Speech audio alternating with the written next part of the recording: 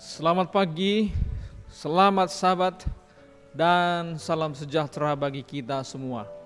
Bapak Ibu Saudara, pada satu minggu ini kita sedang mengikuti minggu sembahyang rumah tangga yang berjudul Anugerah Besar Allah.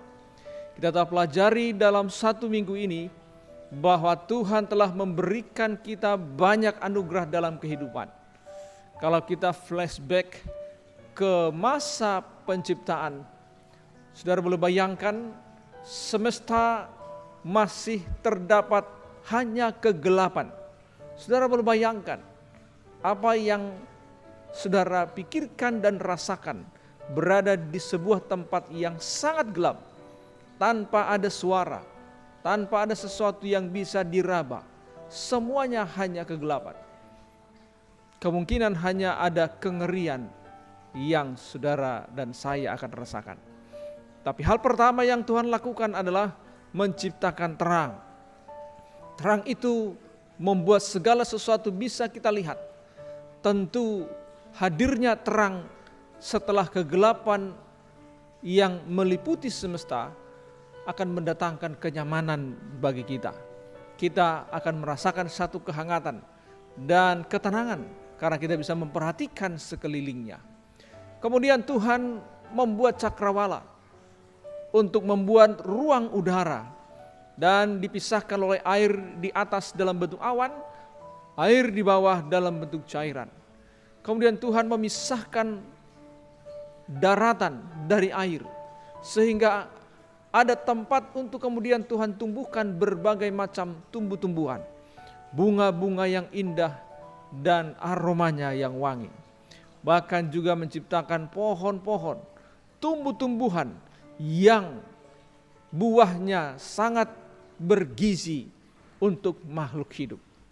Tuhan juga kemudian menjadikan benda-benda penerang yang akan menguasai siang dan malam secara otomatis tanpa harus dinyalakan saklarnya. Mereka sudah bekerja by system. Dan itu akan membuat dunia dan semesta memiliki sistem pencahayaan yang baik di dalam atmosfer kita. Kemudian Tuhan menciptakan kembali yang namanya hewan-hewan. Apakah itu hewan air, menciptakan ikan-ikan yang lucu di bawah air, menciptakan burung-burung di udara dengan siulannya yang indah, bulu-bulunya yang menarik dan warna-warni.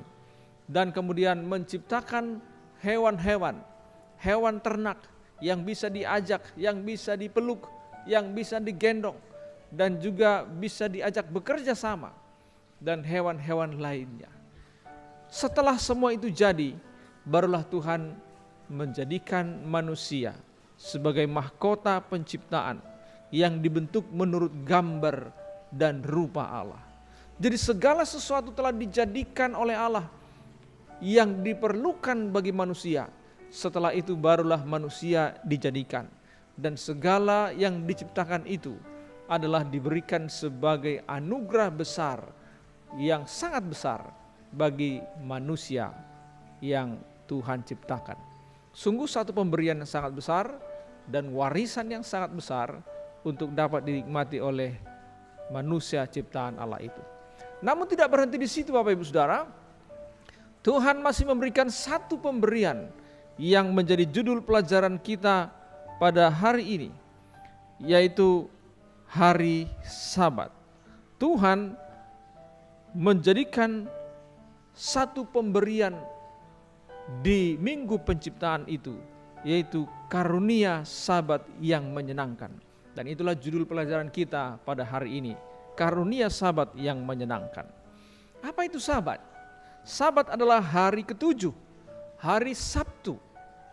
Dan hari itu diberikan sebagai ruang waktu khusus bagi kita untuk mengenal Allah, mengenal Sang Pencipta, dan mengenal Dia yang begitu mengasihi hidup kita.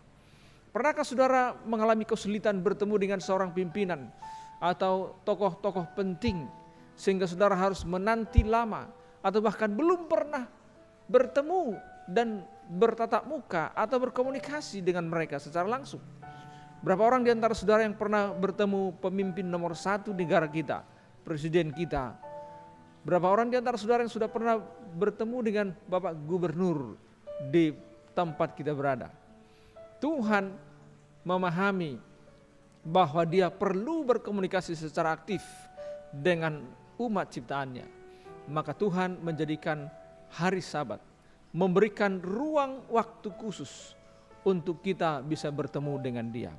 Kejadian pasal 2 ayat 3 katakan, lalu Allah memberkati hari ketujuh itu dan menguduskannya, karena pada hari itulah Ia berhenti dan selesai dari pekerjaan penciptaan yang telah dibuatnya itu. Jadi ada 3 hal yang Tuhan lakukan di sini. Berhenti dari penciptaan, memberkati hari ketujuh itu, dan juga menguduskan hari itu. Inilah pemberian Tuhan yang terakhir pada minggu penciptaan yang sangat penting. Dan hari itu sudah diatur sebagai tempat kita atau ruang bagi kita untuk menikmati sukacita bersama dengan Tuhan. Bapak Ibu Saudara, setelah Tuhan memberikan kita 6 hari bekerja dan memberikan kebebasan bagi kita melakukan bisnis kita, Tuhan memanggil pada hari Sabat itu kita bertemu dengan Dia secara khusus di dalam sukacita, supaya kita mengenal pencipta kita, kita di-charge kembali iman dan kerohanian kita. Itu sebabnya Yesus berkata, marilah kepadaku semua yang letih lesu dan berbeban berat, aku akan memberikan kelegaan kepadamu. Yesus itu adalah tempat perhentian kita yang penuh kelegaan, dan Yesus itu hadir secara khusus pada hari Sabat lebih dari hari-hari lainnya, agar kita memperoleh sukacita yang besar pada hari Sabat. Jadi ketika saudara meluangkan waktu pada sepanjang hari Sabat, 1 hari dalam 7 hari kesibukan kita, itu bukan hanya sekedar ritual agama, tetapi itulah hari yang penuh berkat, hari di mana kita bersekutu dengan Tuhan dan mengenal Dia sebagai Sang Pemberi hidup, agar kita boleh menikmati kehidupan yang kudus, yang abadi, yang sedang ditanamkan di dalam jiwa kita. Bapak Ibu yang dikasihi oleh Tuhan, apa yang saudara lakukan ketika hari Sabat tiba? Tuhan menganjurkan kita melalui bukti-bukti pengalaman di Alkitab adalah baik untuk melakukan perbuatan baik pada hari Sabat.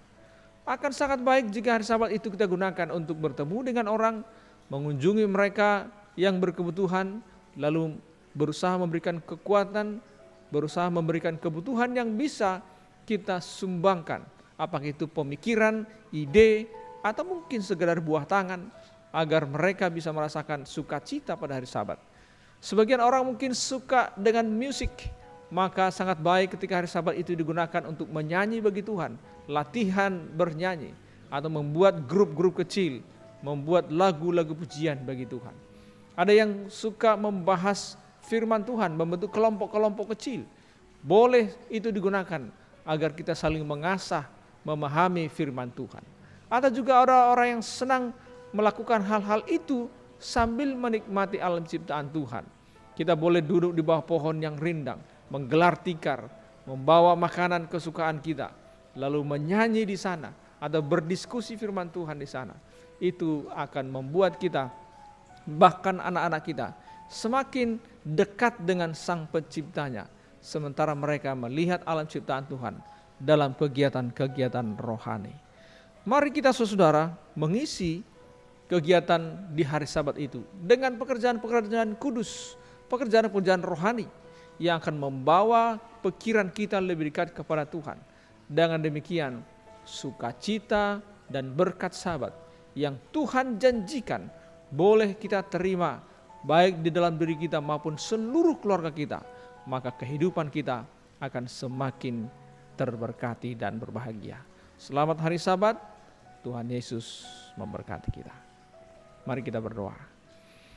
Tuhan di sorga, kami bersyukur Engkau memberikan anugerah Sabat bagi kami, sehingga kami boleh mengenal Tuhan lebih dalam, mengenal Tuhan lebih intim, dan kami memiliki kesempatan khusus untuk lebih dekat kepadamu bersama dengan keluarga, sehingga kami juga di saat yang sama akan bertemu dengan Tuhan dan semakin dekat satu dengan yang lain. Tuhan, biarlah kami boleh tetap diingatkan supaya mengisi hari Sabat ini dengan kegiatan-kegiatan yang kudus, yang akan membawa hidup kami lebih dekat kepadamu sebagai sumber kehidupan. Dengan demikian kami mendapatkan sukacita, kekuatan rohani kami dipulihkan, kekuatan mental kami juga dipulihkan, dan fisik kami juga diperbaiki. Maka kami akan semakin berbahagia ketika mengikuti perintah Tuhan. Ingat dan kuduskanlah hari Sabat. Terpujilah namamu, terima kasih untuk berkat Tuhan melalui firman hari ini. Dalam nama Yesus kami berdoa. Amin.